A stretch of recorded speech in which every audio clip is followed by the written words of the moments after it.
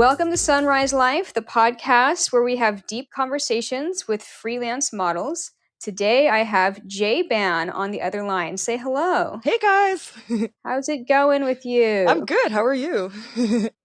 I'm pretty good. I'm just sitting here at my Seattle place on a vacation, Ooh, kind of, right now. vacation. That's nice. It's sort of, I've got 4th of July coming up, so Oh I don't have any yeah. bookings for a few days. That's true. I guess everyone likes to celebrate, what is it called there? Because we have Canada Day here, but there it is, the 4th of July. Well, that's what I always called it, was just the 4th of July, but Yeah. That's right. You guys don't do the same holidays as us. I always kind yeah. of forget that. Well, 'Cause Quebec Canada's like especially, Quebec has like the Saint Jean Baptiste on the 24th. So you have like the French people that will more celebrate that. And then you have, I guess, the more rest of Canada that really celebrates Canada Day. So, but I'm just like, party. There's a good excuse to party. So I'm okay with that. That's cool. So you're from Quebec and you've been doing a bunch of traveling for modeling lately. Yeah, in the last year especially. Before that, I'm also a registered nurse, so I was always doing that, like studying and working while I was modeling as well. So I kind of started mostly in the Montreal area and then started doing little trips to like Ottawa and Toronto, Quebec City, around Ontario especially. But then in the last year, so I took a 1 year sabbatical from my nursing job and decided like I'm just gonna go and travel like as much as I can this year and see if I can survive off just modeling income and yeah, so that's basically what I've done and I've loved this whole year. I go back to my nursing job July 16th, but only part-time. Oh. And we'll see how that goes because I'm not a huge fan of like I love being a nurse, but I don't love the bureaucracy and like everyone's boss has a boss and just like you're just a number to them and working for the government here, well, they're not very great towards their nurses. So I'm still doing my studies online. So I'm just a little bit all over the place and I'm like, I'll see how I feel when I go back if that's what I really want to continue doing. So That's cool. yeah. So with the nursing industry or with your place where you work, do you think that they have opinions about nude photos of you as you're working for them?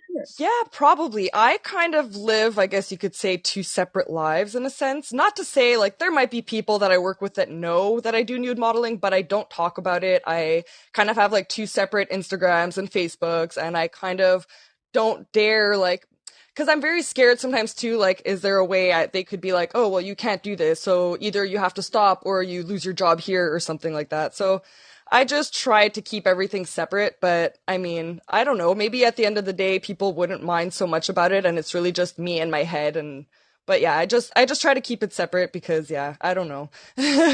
Hence my J-Ban is my model name and then I have my real name. So it's a little bit harder to come across photos of me if you Google my real name, but not impossible. So Yeah.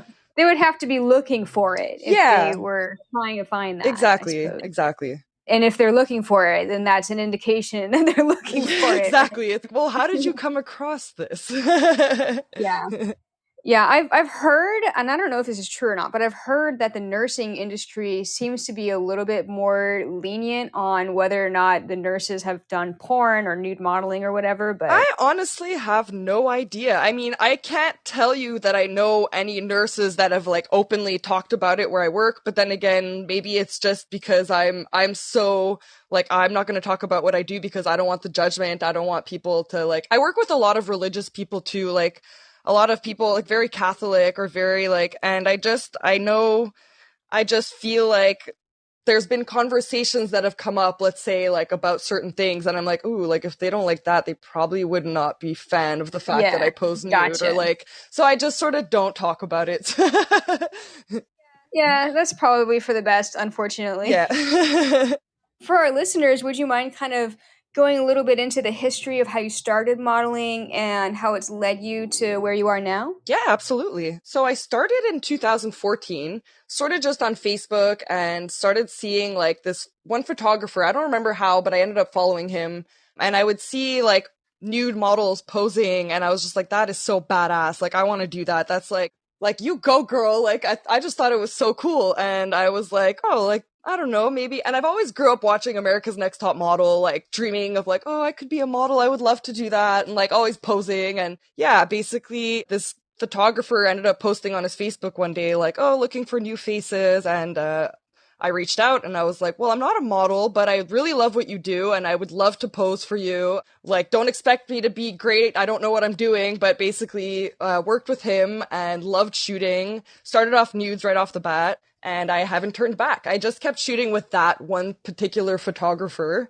and then started like getting messages from other photographers that were interested. Initially doing a lot of TFP and then eventually realizing like, oh, there's models that do this and make money out of this. So I eventually felt like I had a strong enough portfolio and sometimes even got offers from photographers like, oh, like, what are your rates? And I was like, oh, I don't know. What are my rates? Like, so basically just started from there very slowly in Montreal, doing like little jobs here and there for photographers. And then I had some model friends too that were traveling a lot. And I was like, I want to do that. But I'm a very anxious person and like long travels and just like all of that, like meeting lots of new people and made me really anxious. But I was like, you know what? I'm not going to let my anxiety stop me. I'm just going to do it. So started with Ottawa, which was like not bad. It's like a 2 hour drive from here. So I was like, you know, I can do Ottawa. It's not bad.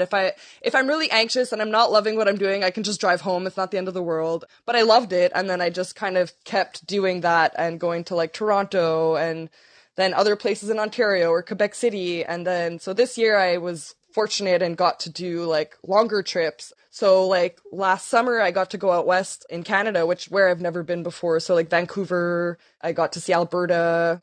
And then I went to Europe in winter of 2022, like November, December for like a few weeks. And that was really big because I didn't go alone. I went with my other model friend, Ginger Rocks, who travels a lot. So she was just like, yeah, like you should do it. You'll have a lot of fun. And I was like, yeah, it's not so bad if I go with a friend. I think this will be cool. Like, so loved that trip. And then recently I went to San Francisco and loved that. I did it like out west again in Canada too, because it's kind of the same area. It's like west of the States and west of Canada. So yeah, I loved that. And I definitely see myself traveling some more. Like the fact that I go back to my nursing job part time, I'll still be able to like I can take unpaid vacations and the fact that I'm not working full time and if I really miss it, like I'm not terribly attached to this job. So I'm just like, yeah, I've been there 5 years. Yeah, they'll take me back cuz like it's a 1 year sabbatical after 5 years of working there. You're allowed to take time off, but I don't know how I feel about going back and being more restricted with a schedule where it's harder to schedule bookings and stuff like that because you have to be very organized and do things ahead of time, like 3 months. And sometimes I don't know what my schedule is going to be 3 months from now if I'm working at the hospital. So yeah. Yeah, that makes a lot of sense. And that's a lot of when I first started doing full time traveling, I had the same struggle because I had a job that was thinking of hiring me. And I mean, it wasn't anything great like nursing. It was like I was going to be a bikini barista. But Oh, that's pretty badass. I like that. That sounds fun. yeah, it I could have been a barista, but the barista shack that was going to hire me pretty much made it obvious that there was not going to be the opportunity for me to take time off and that they would need me for the daytime shift during the week because I wasn't in school. So I was like, you know, if you guys can't ever find somebody to cover my shift and I can't travel for modeling, then I'm going to pick the modeling, but Exactly. Like pick what you love the most and what you resonate with the most and it's like I could live without this job. This is like I could find a job like this anywhere, but traveling modeling is very unique and I think once you've started doing it, it's just like it's not easy. It definitely like the traveling long time and being away from home and like me being a very anxious person, like just the fact that I did a 3 week trip by myself, like I was like, oh, I'm so proud of myself. Like it can be very stressful. There's always like problems or unexpected things that we run into. And yeah. so it's kind of been nice, like learning how to be more resilient and learning how to handle like last minute unexpected situations and just being like, oh, like throw it at me. I can handle it. Like, Yeah, I've had some situations like that too, where you have everything planned out, like you said, 3 months in advance, and then when you get there, something happens, and you're like, "Oh shit!" oh yeah, like well there's always cancellations. There's always like I don't know, things with like the host that you were planning to stay with or like there's always something. So I mean it's still fun though. I think there's way more good out of it than bad for the most part. So I honestly love it and I think anything that I would choose to do in my life there's always like ups and downs. So you just got to be like, well, as long as there's more ups than downs then it's good and focus on Yeah, the good and don't dwell so much on the bad. that's really good advice. So, when you started, you were doing a lot of TFP because you were diving into it just because you loved it. And then at what point do you think that you made a shift from doing more TFP to more paid work? I'd say it probably took me a good 3 years. So like I started doing TFP in like 2014, probably the summer of 2014.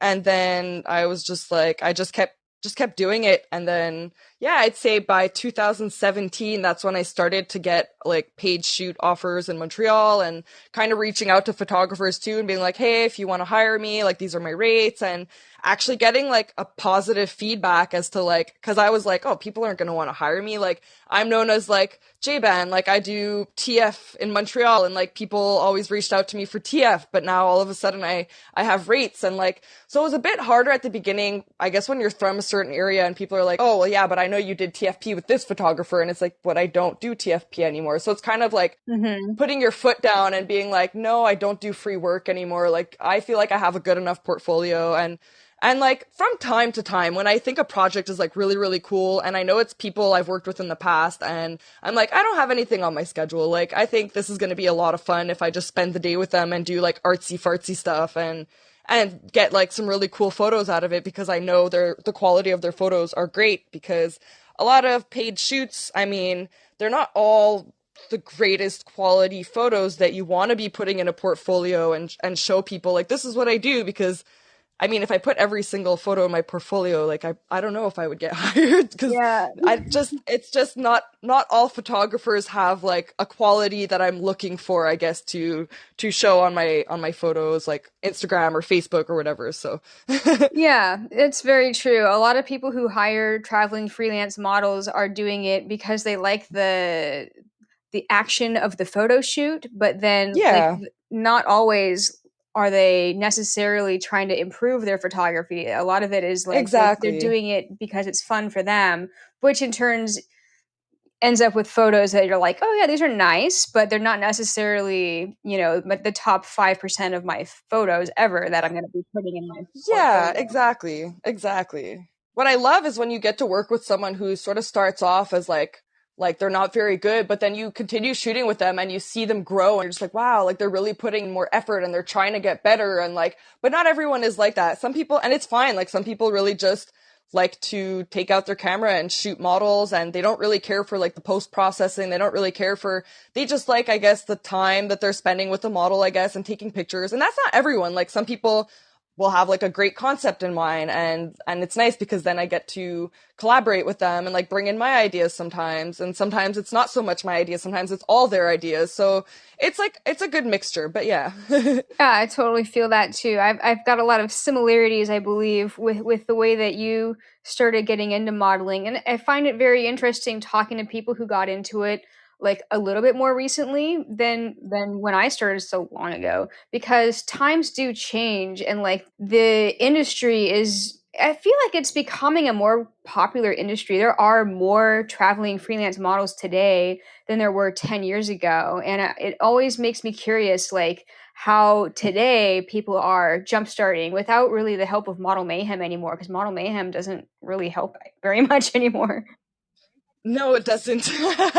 I mean, we get like, I think I probably get like one shoot every couple of months from Model Mayhem if I'm lucky. And that goes for like anywhere that I go, like whether I'm traveling or whether I'm just in Montreal or like nearby in Ottawa or I don't think Model Mayhem's been very great, but yeah, I don't know how, because I think you've been modeling for quite a while now, and like you did it before. I think Model Mayhem was around, but like there wasn't like Instagram and Facebook as big as it was, and I'm sure the community has grown over the years, and it's just been easier, like more recently, to reach out to people who have similar passions and find people, even though they're on the other side of the world, like which I guess was not as easy necessarily to do before. Yeah. So definitely, yeah, it's definitely changed, I'm sure. Yeah, I started modeling in '06 and then started my Model Mayhem in '08. And Model Mayhem was definitely like fully going in '08.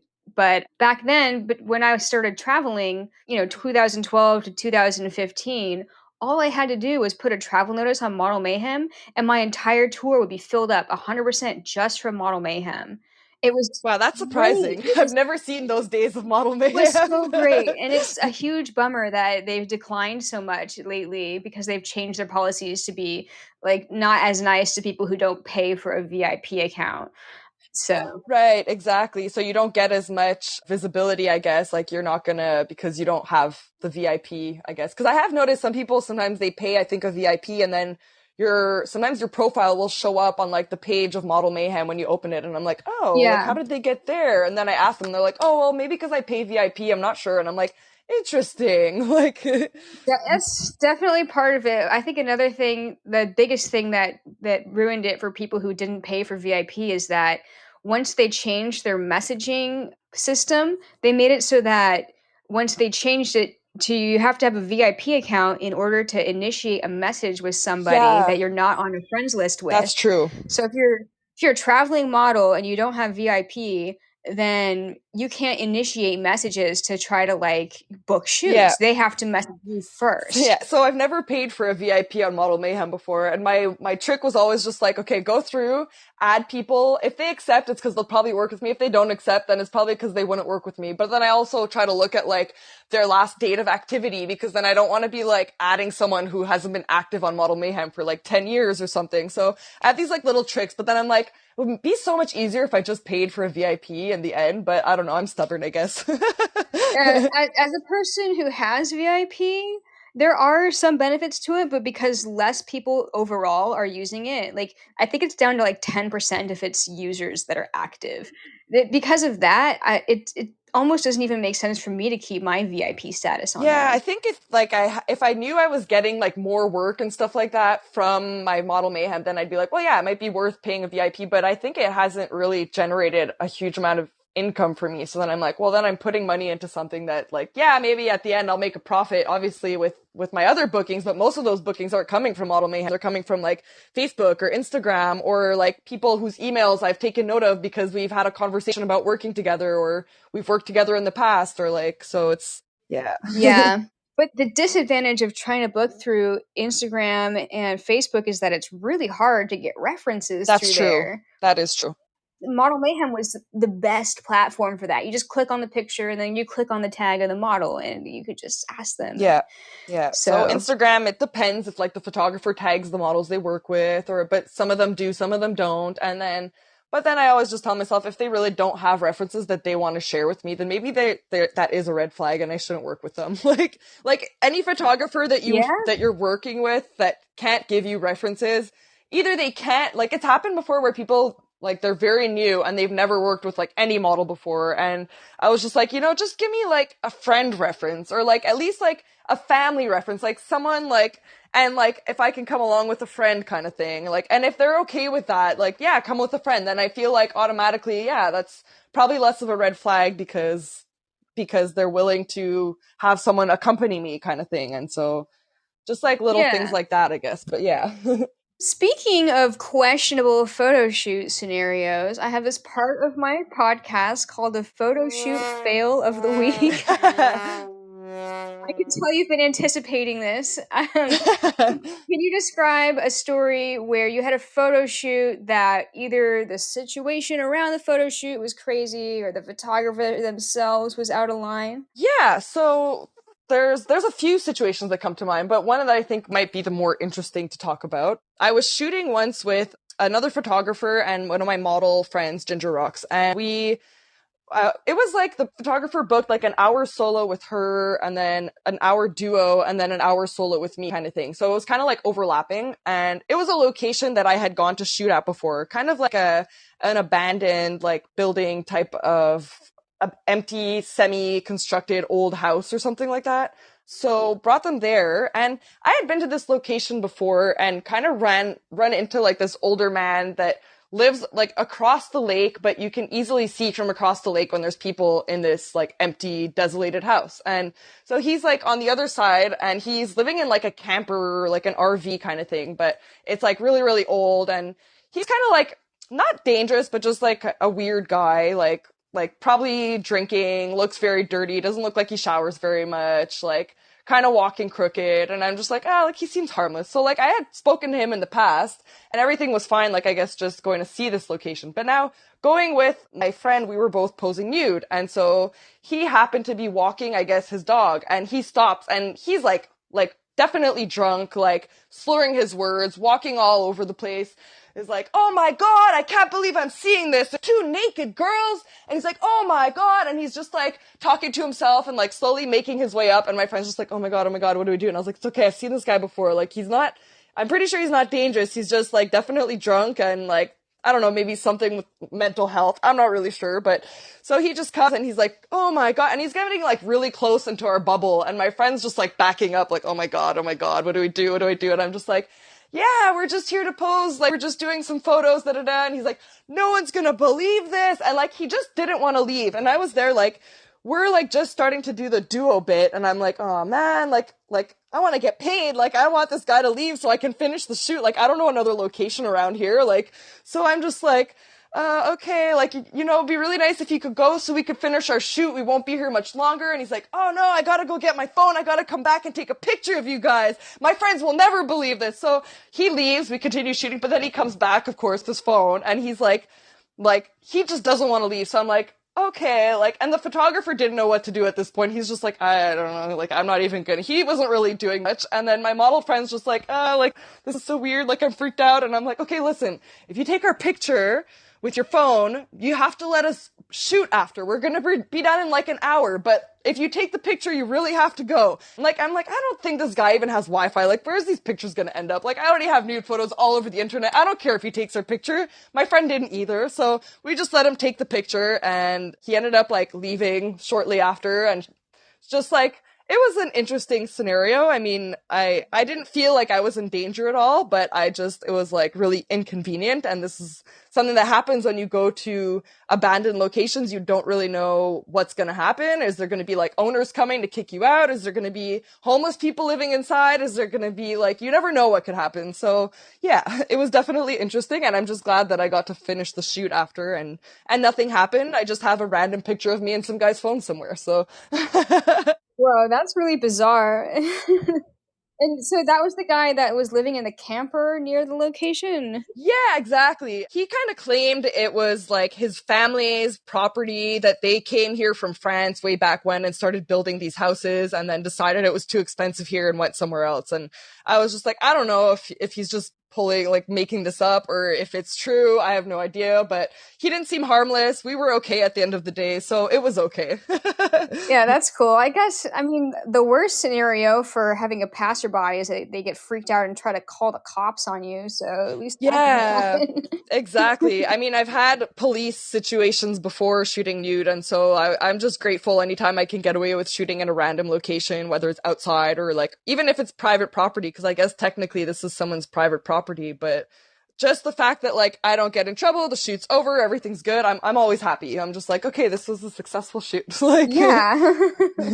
Yeah, you guys got through it and the guy wasn't trying to like threaten you, so yeah, that's all no, good. exactly. And his dog was nice and he was just very wasted, and I guess my friend was like startled by that. I don't know. I'm used to being around like questionable people, I guess. So I'm like, I guess being a nurse too, I kind of like learn how to deal with humans a bit more. I don't know if that makes any sense, but just knowing like, okay, this is what they want. So they can have what they want if I can have what I want, and we can both be on with our day. Like Yeah, I'm glad he let you alone after he got his photo or whatever. yeah, I'm really happy too, because I was just scared like, oh, he's gonna take the photo, he's not gonna leave, he's gonna want to like stay, and no, he actually left. So I was like, okay, I guess I'm not so bad at like the like not like bribing, I guess, or like I don't know.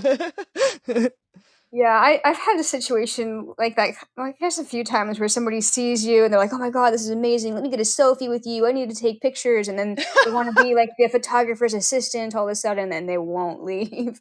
Oh, that's the worst. And you're just like, okay, well, we gotta keep shooting though. Like, bye. Yeah, like we're actually doing something. We're naked and we're posing, but like go away. Exactly. I mean, I suppose it's great that they weren't offended, I suppose. Yes, exactly. It could have been worse. I mean, I always think having someone who is like he was happily, pleasantly surprised that there was two nude women, not like upset, like, what are you guys doing here? Because like I've had situations like that too, like not even posing nude, but just being like on like random urbex, like abandoned locations, and getting like screamed at to like leave or like just so yeah. I was happy because I was like, technically, this could be his property unless he's lying, and he could kick us out of here. He could call the cops. He could, but no, we were good. I find that in general, if I've been caught like posing nude by a passerby, usually they just say like, "Oh, sorry," and then they like move on. They're sorry that they interrupted you or whatever. But and that's in my experience usually the case. But I try not to like be found by like surprised passerbys. Yeah, no, definitely not something we want because you never know how a passerby is going to react, and so it's definitely. I think that's for the most part too. I've been pretty lucky. I've had most people. They almost seem like either embarrassed or like, oh, I'm so sorry. Like they just like turn around and walk the other way, and you're like, oh no, it's okay. Like I'm just gonna cover up momentarily because maybe the fact that I'm nude does make them uncomfortable, and they're not necessarily upset, but maybe they're just like they don't know how to act when they see a naked girl. They're just like, oh my god, like I wasn't expecting that, you know?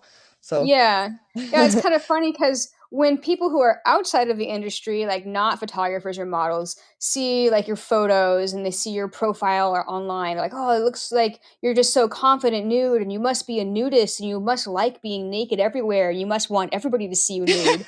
When in reality, that couldn't be farther from the truth, it's right? so true though. It's like, well, I'm nude for art because I think like especially like nude in nature, I think it's like one of the most beautiful things you can capture. It's just like nude body with like nature, like a beautiful landscape or whatever, and it just fits so well together. So yeah.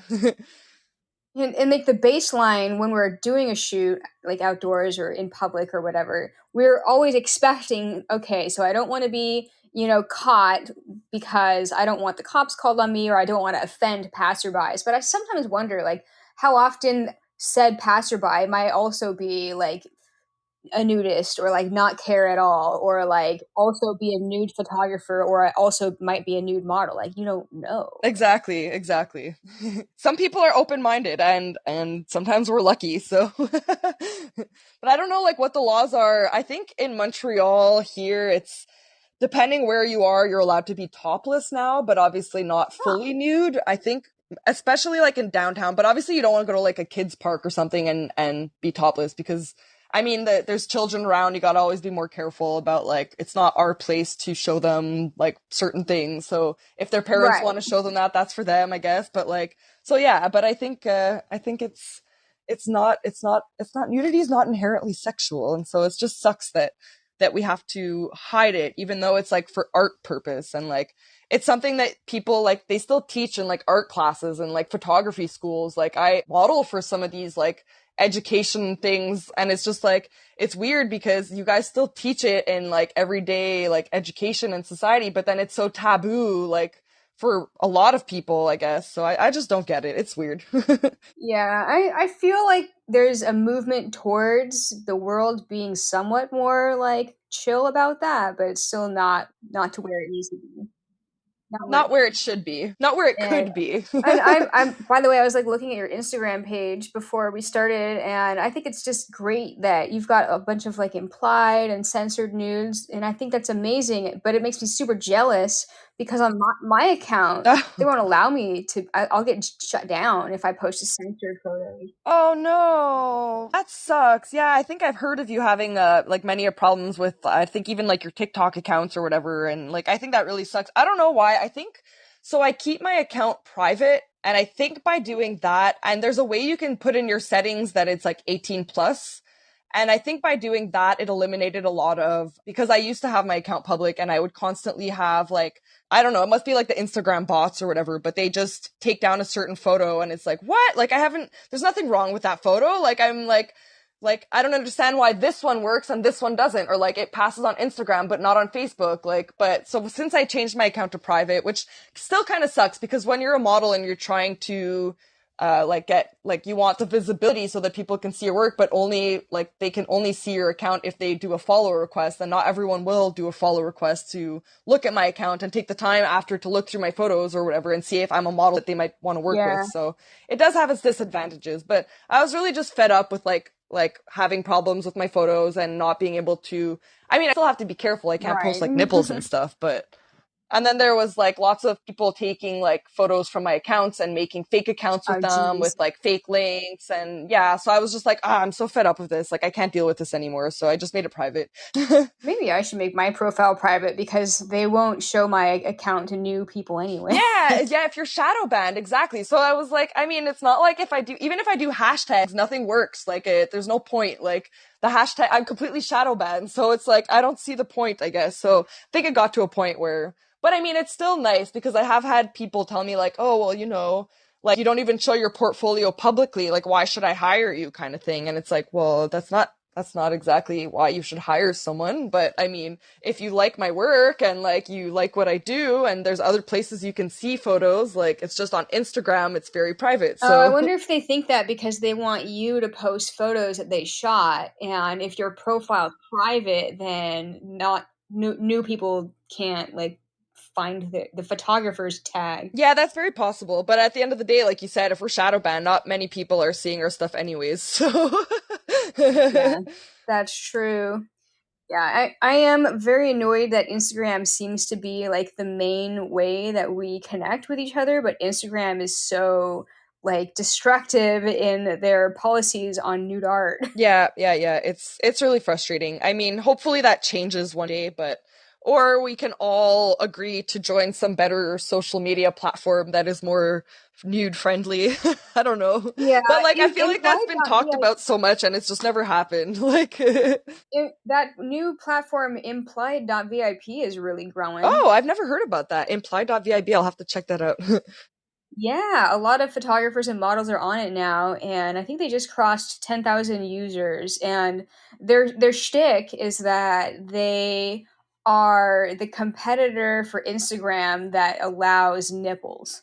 Okay, just nipples though, nothing like not full nudity, I guess, or No, you can post full nudity on there. I've got full nudity on there, and as long as it's not, they also have ability if you want to monetize posts to be unlocked. Like you could like have some posts that are locked behind a paywall and some that are free. So they don't want you to put anything that's like explicit on the free. Like if you have something that shouldn't be public, then you can hide it behind like a $10 paywall or whatever. that's interesting. And obviously, if someone's paying it, it's because they took the time to put their credit card info. So there's no reason you can complain after if you're the one going out of your way to purchase these photos. So Yes. that's interesting. I like that idea. And I guess that means possibly a bit of income for the person who opens an account and posts photos there, kind of like a different version of OnlyFans or Yeah, I haven't done any post monetization on there. Honestly, I just joined it because nowadays I've sort of trained myself to try to like latch on to new platforms when they come out so that I can be on top of it if it blows up. ah, that's smart. You're like, oh well, I was one of the first, like, I don't know, 500 people on here, or even like I think that would be pretty cool actually. And then maybe you, I don't know, just you have like an upper hand there. Yeah, I'm hoping that it really does take off. It does seem to be expanding and growing and improving more and more. So yeah, supposedly the one that's supposed to be Instagram's competitor. Interesting. I will look into Yeah, that. check it out. I have another question that I like to ask everybody on the show. It's called the rising phoenix moment in your life. Can you describe something where you had a challenge, whether it's related to your modeling or your regular life? It just depends on the story that you want to tell, where you were faced with some kind of a challenge that you needed to overcome.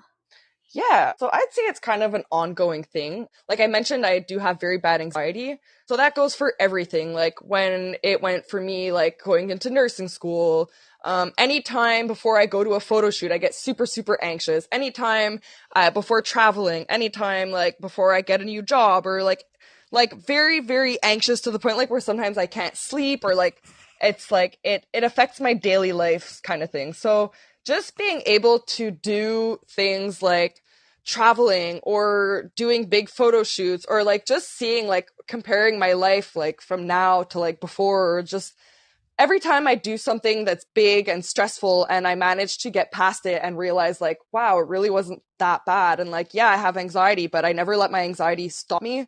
So I'm constantly overcoming my anxiety, constantly like telling myself like, I'm not going to let that stop me from doing what I want to do, because otherwise I would never do anything, because everything makes me anxious. So it's really just a constant battle, like just taking this 1 year sabbatical to like travel more. And I was like, I don't know, is it the right thing to do? And like, I always think of the biggest worst case scenarios for everything and anything I do. I'm like a catastrophic thinker. Like I'm always thinking of the worst thing that can happen and what can I do to prevent that worst thing from happening. And like, just do this last year, like I said, like I've gone through so many things where I had to be resilient in that moment, and there's no planning for what's going to happen sometimes because you don't know what's going to happen. And so yeah, it's just really overcoming my anxiety and proving to myself every time I think I can't do something that I really can do it. And yeah, I'm just really proud of myself for that. Like, That's amazing. I mean, I've felt anxiety at times, but not as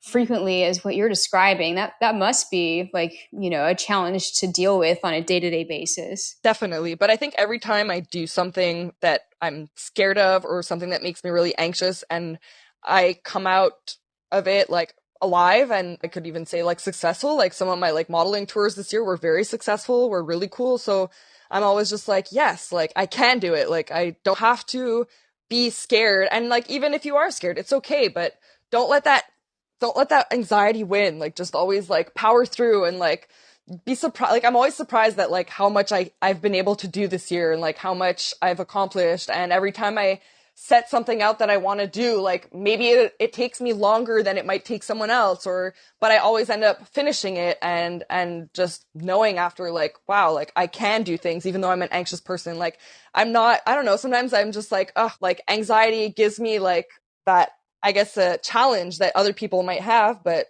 in the end I feel really proud of myself when I go through big things and big challenges and stuff. So That's awesome. Do you have to do medication or anything like that? so yeah, I do take medication, citalopram. It's for like anxiety, I think depression and OCD as well. So I take that, and I've done a lot of therapy and stuff like that.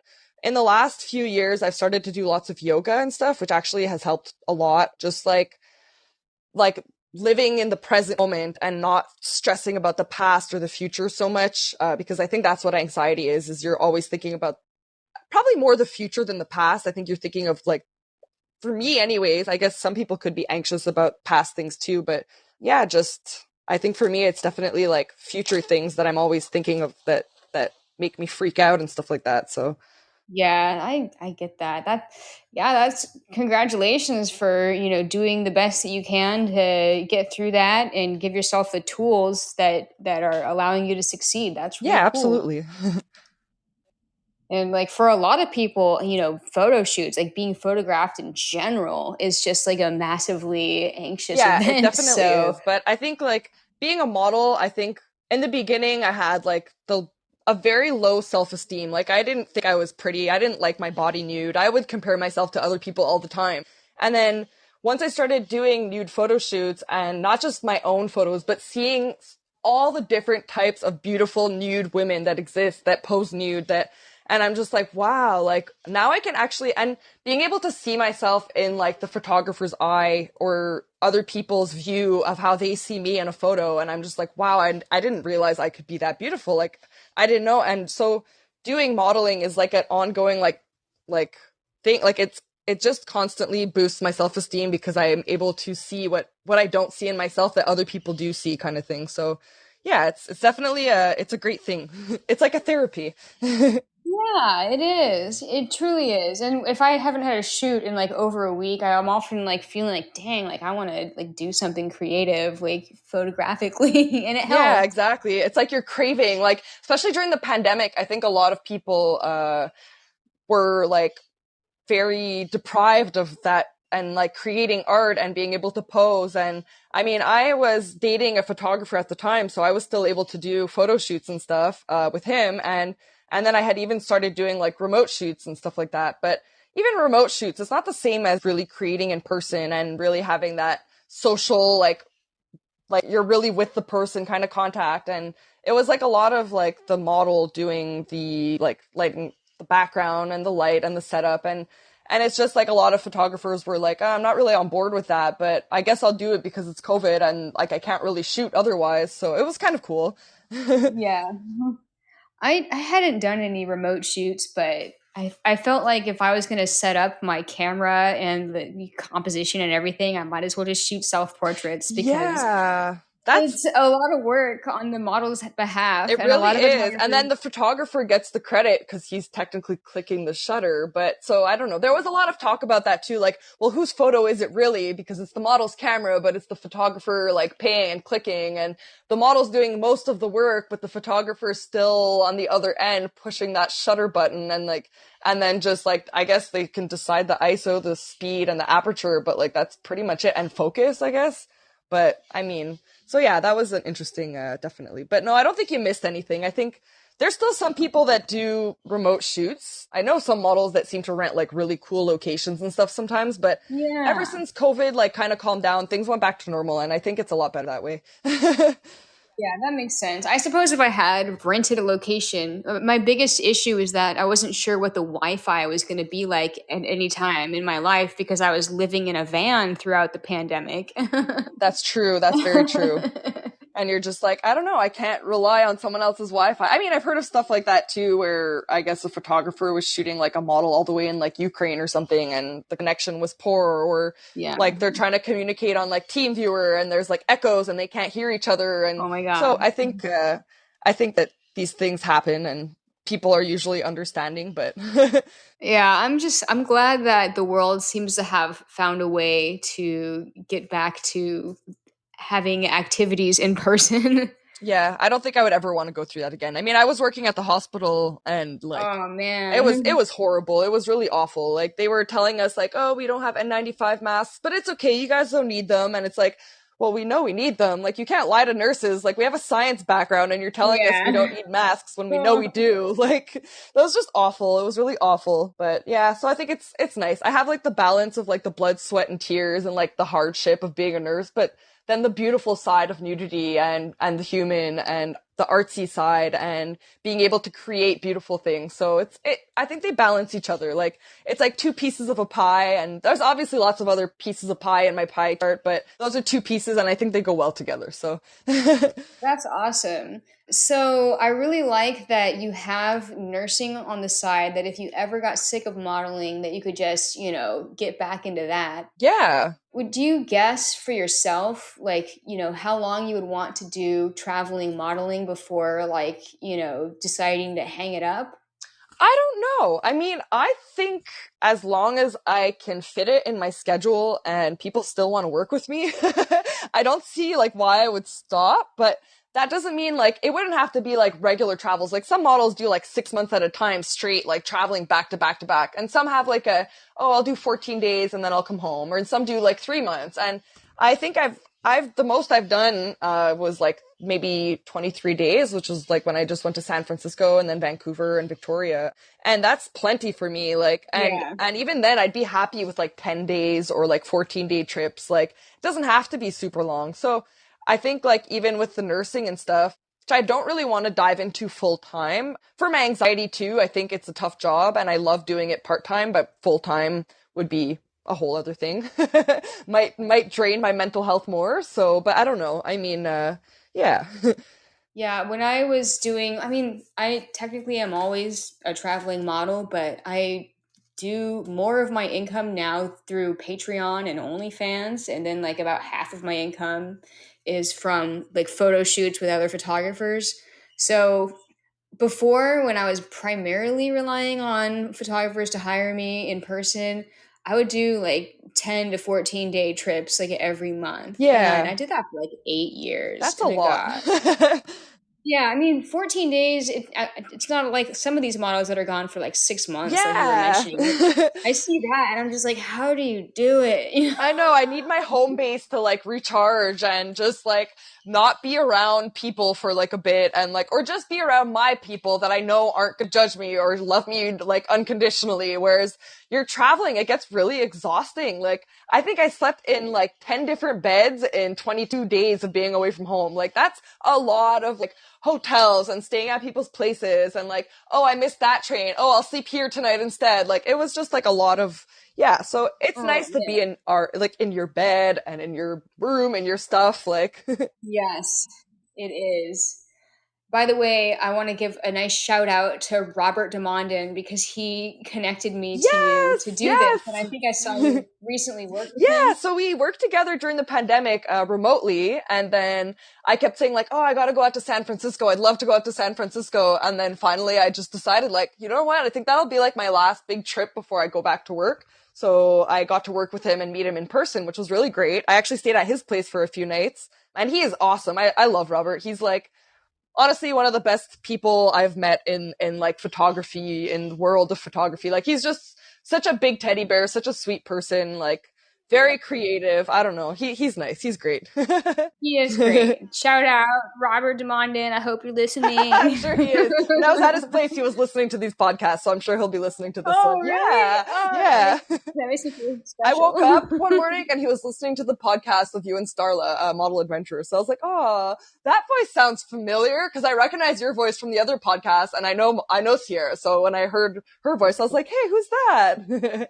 Oh, yeah, she's also Canadian. Are you guys nearby each other? She is in, well, she's fully traveling, I think, for 6 months now. So was in Brantford, which is not super close.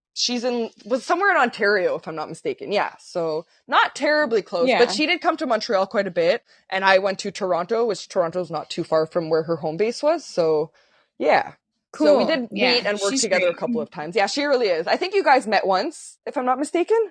Yeah, we did. She came to Florida and did some underwater stuff with me and Yeah. Oh, Astrid that's and some other awesome. people. Because you and Astrid make some really awesome, like, you guys do events and stuff like that for the underwater. And then I know Sierra started doing like, well, she's been doing underwater for like a bit, but I guess like, when she did like a thing where she dived and like went like freezing cold water with like this old boat or whatever, and I was just like, that is badass. And I was like, she should go, like, you three together would make like, I don't know, I just think you guys. And then when you guys did it, I was like, oh, that's so cool, yay. Yeah, I hope to link up with her again somewhere in real life, not just on the Yeah, internet. exactly. But like I meet all these people like over the internet or like I guess over this podcast and I already feel like, we're friends, So then by the time we meet in person, which is inevitable at some point, that I'm like I already feel like I know them sometimes. Yeah, exactly. It's kind of funny because a lot of the time when I've met models for the first time in real person, there's always been like pre-chat and like so it's often like, oh, like I feel like this is like my best friend already. Like we've been like hanging out for like years now, but really you're just meeting the person for the first time. So I Yeah. think it's easy with like models for the most part because we all love doing the same thing. Like we're all doing this, I think, because like we do. And so we all have like similar passions and similar hobbies, I guess. And so it's just like people that it's easy to get along with. It's easy to make conversation. It's easy, like, you can tell each other, like, I can talk about all my modeling stories that I can't go to work to, like, my nursing friends and talk about my modeling stuff because they just wouldn't get it. Like, so it's really nice. It's just like a community of people that understand each other and for the most part help each other out. I mean, I think it's really great when I'm traveling somewhere and like other models can tell me like, yes, work with this person, don't work with that person, maybe be careful of this neighborhood. Like, so it's just really nice and like exchanging contacts with people sometimes. And yeah, it's a really nice community. Yeah, I agree. And it is if you are like an anxious person or like a self-conscious person or like usually like an introvert or whatever, then if you get into freelance nude modeling, then your community automatically seems to accept you and like you. So it's pretty cool. Yeah, absolutely. We still have some more time. If you wanted to tell me any of those other like stories that you had mentioned earlier when we were telling weird photo shoot stories, I'm down for it. Oh, yeah. Okay. Well, let me think. Hang on. There's another story that initially I was thinking of telling, but then I thought the other one was more interesting. But my trip when I went to France, actually. So I had like a model share it was like a photographer that invited other photographers. I wouldn't really call it a workshop because there wasn't any like learning involved. It was Yeah. more just photographers splitting the rates Okay. of the models so they could afford it more easily, I guess. So, and the organizer of the photo shoot during the shoot at some point like was like, oh, can I Mm-hmm. just fix your bra, you know, those like photographers that are Yeah. always like, I need to fix your hair, fix your bra. I'm like, I never really understand why, but anyways, so he came to fix my bra, but basically like grabbed my nipple and just like flicked it around kind of thing. And I'm just like, what the fuck? Like there's other photographers around and I just look at him like, whoa, like no, like, so anyways, the shoot goes on and he's just like, oh, sorry, like I was just trying to fix, I thought it was like a tag or something, like just some stupid lame excuse. And I'm just like, hey. So anyways, we continue shooting. And then after he pulls that move, he's like, oh yeah, maybe, I think we should do some photos together. Like I pose with the models all the time kind of thing, like trying to insist that like I'm nude. He keeps his clothing on, but like we shoot together and the other photographers there take photos of us. And I was like, I'm sorry, I don't pose with photographers. Like that's not something that I do. And then he's like, oh, well, your other friend did it. And then he proceeds to like show me photos that like I traveled there with a model friend that at that time. And he was like trying to tell me like, oh, well, she did it. Like she posed with me. So like, it's not that bad. You should do it too kind of thing. And I was like, I don't care if she did it. Like I'm me and I don't pose with photographers. And especially after you just did that like nipple flick, whatever, like you just felt me up. Like that's absolutely not going to happen. Like, so he didn't insist, but it was just like a very uncomfortable situation. Not a photographer I would recommend or I mean, I guess like it wasn't dangerous, but I'm just over those photo shoots where people like, there's a lot of photographers that are like, oh, well, you know, sometimes I just need to fix your hair or like sometimes I just need to fix your bra strap. But it's like, buddy, I can totally do that myself. Like, and so now ever since then, and that wasn't even that long ago, that was in like beginning of December 2022. So ever since then, like I go to shoots and whenever photographers are like, oh, well, you know, there's sometimes where I just like, I might have to get a bit close to like fix something. And I'm like, oh, okay, well, I mean, if you want to fix my hair or whatever, that's fine, but I can fix my bra. Like, I don't let people fix my bra because I just don't see the reason for that. So, like, I just bluntly tell them right off the bat, like, you are not touching my bra. You are not fixing my bra. There is no reason for you to be coming near my bra because I can do that. Like, because I'm just so over those photographers. Like, I don't know if it's ever happened to you where oh, I need to fix this. And like, they're just like swipe their arm across your chest. Like, and you're like, oh, okay, yeah, because you didn't do that on purpose, buddy. Like, come on. Yeah, that's definitely happened to me. And I've had the people that, like, at the very beginning of the shoot, give you a monologue of all the reasons why they're going to have to touch you Yeah, throughout the shoot. exactly. And that makes it weird. But I mean, on the other hand, though, if I'm like upside down in some weird contorted pose and my hair is doing some weird thing over my nose that makes me look like I have a mustache and I can't fix it myself, and I'm comfortable with it, Yeah. yeah, Yeah, that I can understand. Not to say there are moments where I think it's appropriate and I have had photographers fix things appropriately or like where like it's very like, oh, like we're using a specific dress and like we want your hair to look a specific way, but like like you said, the ones that don't do it for the right reasons are always the ones who are going to give you like 10,000 excuses at the beginning of why they need to fix or why they need to be like up in your bubble like fixing stuff and you're just like, hey, but we really know why you want to be in my bubble, buddy. Like, I just had a shoot like that, and like it's so weird that you can like have all of these like boundaries for yourself that you know that you want, and then somebody can just barge in and like cross all your boundaries. And sometimes, I mean, even me, I still freeze up sometimes. I was doing a shoot with a photographer who was super nice, but he didn't tell me he was inviting somebody else to the shoot, and this other guy was like some like cocky mentor guy who supposedly taught photography for a long time. He comes in and he's like, "Oh, the lighting's all wrong. Let me change it." So he changes the lighting and he's like, "All right, model, get on set." And he's like putting his hands on my face. He's like manually like moving my shoulders and like putting his hands on my waist and I'm just like, it was so sudden and unexpected that I didn't want to be like, "Hey, don't yeah, touch me." When I should have. But I like there was like this I had a really good initial part of the shoot just with the first photographer who was paying me. And then he brings in this other guy to like manhandle me basically. And I was like, yeah, that's really not cool. Like, ugh, yeah. cringy. Yeah. It's like we have these boundaries, we have these rules for ourselves, and it should be obvious. Like, don't touch the models is like rule number one, right? Like it should be rule number one. I thought that it was so obvious. So it was a bit shocking, like when all that was going down. Yeah, definitely. And sometimes I think it's obvious for them too. And then when they find themselves explaining like why they need to, and then I'm just like, oh, but I don't really see the reason for you to fix my bra at this present moment. Like if you're like shooting and they're like, oh, like I can just fix your bra strap. And I'm like, or I could just fix my bra Right. strap. Yeah. Like I don't get it. Like, but I know what you mean. Sometimes it just happens so fast and you're just like, oh, wait, what? Yeah. Huh? Like I feel like even that photographer when I was in France at that photo shoot, like at the model share, when he was like, oh, can I just fix your bra? Like I should have in that moment been like, I don't really see a reason for, like, there's nothing wrong with my bra. Like, just tell me what you want fixed and I'll fix it kind of thing. Like, my hands were available, but in that moment, I'm just like, oh yeah, okay, sure. Like, whatever. Like, and then you're just like, ew, like, did he really just do that? When there's like other people in the room too, it makes you feel like, oh, if I were to say something right now, then I would be looking like a bitch or whatever, or making this guy Yeah, look or like bad. I'm the minority because it's like three other men like sharing my rates and like I just want to like I just don't want problems. I just want to get paid at the end of this and like never working with you again, that's for Yeah. sure. Like and if anybody asks me about him, like I will not have good things to say. So not that he's dangerous, but you know, just don't be shy to set boundaries. And sometimes there's a lot of people that are not dangerous to work with, but you really have to set boundaries and I think modeling's also helped me learn a lot what my boundaries are over time because I'm always like I don't mind trying things, but if I don't like it, I'm not going to do it again or like Yeah. and so you just learn what you're okay with, what you're not okay with. And like you see other people doing things and you're like, oh, well, like just because they're okay with doing that doesn't mean like I'm okay with doing that. And like just kind of learning about yourself, which is really great. Like learning what you're okay with, what you're not okay with. And like that just doesn't go for modeling, but that goes for like everything. Yeah.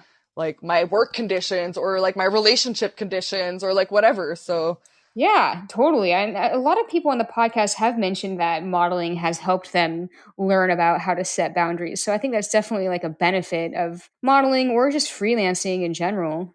absolutely, absolutely. Yeah, probably freelancing, I guess, because I mean, I'd like to think that agencies, for the most part, have boundaries already for like their clients or whatnot, or like, but I mean, I don't really know. I've worked for like small agencies in the beginning, but they were like not real agencies. It was like Orange Model and I don't remember the other one, but it was like those little agencies where you pay to be a part of, and then they find you like minimal work, and it was like I think I was like an extra in a couple of movies or TV shows, and that was pretty much it. And I was like, oh, okay, this is not a real like model agency. They just rip people off. Yeah, Like that happened to there's a me. lot of that. So Yeah, it's a bunch of scams. yeah. Cool. Well, thank you so much for being on the show. I really felt like this whole past hour really just whizzed by. It really did. I'm like, what? It's already an hour? I had fun talking with you, and I hope this makes for a good podcast. So Thanks. Yeah, thanks. I had a great time chatting with you too. All right, I'll talk to you soon. absolutely.